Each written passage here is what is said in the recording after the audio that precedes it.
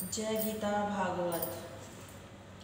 बैल की यह बात सुनकर गौ ने कहा, तुम सब बातों को जानते हुए भी मुझसे इस प्रकार क्यों पूछ रहे हो? जिस कारण तप, अक्षमा तथा दया रूपी तुम्हारे 3 पाँव टूट गए, केवल एक सत्या का पाँव रह गया है, उसी कारण मैं भी रो रही हूँ। धर्म तथा दया से ही मनुष्य को सुख प्राप्त होता है।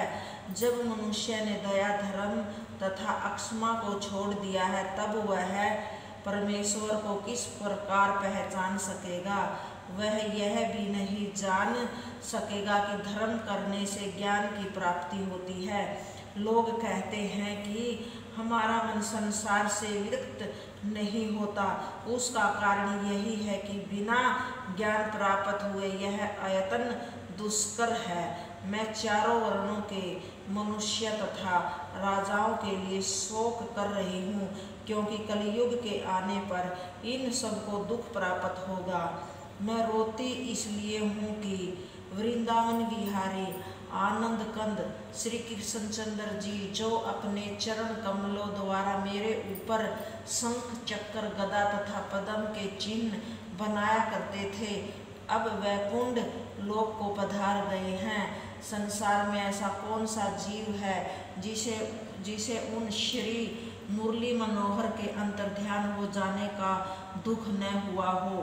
भगवान श्याम सुंदर में जो गुण थे, उन्हें मैं तुमसे कहती हूँ। वे गुण ये हैं: सत्य बोलना, आचार से रहना, हृदय में धैर्य धारण करना, अक्षमाशील रहना, संसारिक माया मोह से विरक्त होना, ईश्वर जो कुछ दे उसी में संतोष प्राप्त करना, मधुर वचन बोलना, मन में इंद्रियों को वश में रखना, सब छोटे बड़ों को सम्मान मान कर किसी का निरादर न करना, किसी को दुर्वचन सुनकर बुरा न मानना, किसी कार्य में शीघ्रता न करना, सुनी हुई बात को स्मरण रखना, मन में वैराग्य धारण करना, धन का अभिमान न करना, अधिक बलशाली होने पर भी निराभिमानी बने रहना, सबसे श्रेष्ठ होना, संपूर्ण विद्याओं का ज्ञाता बनना, पराये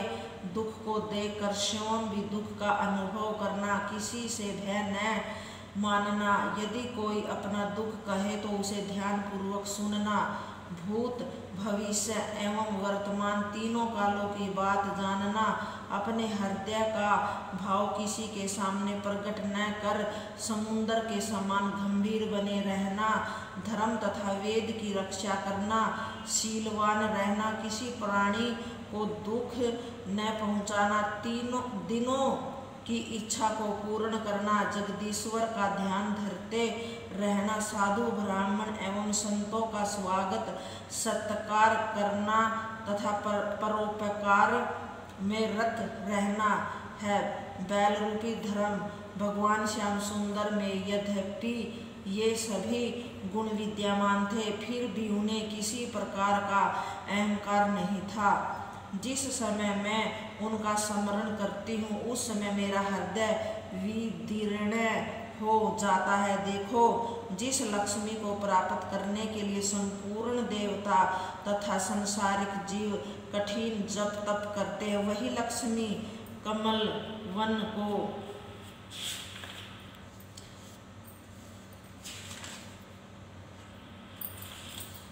त्याग कर सदैव उन्हीं भगवान मुरली मनोहर की सेवा में संलग्न रहती है। उन्हीं श्याम सुंदर की दास में भी हूँ।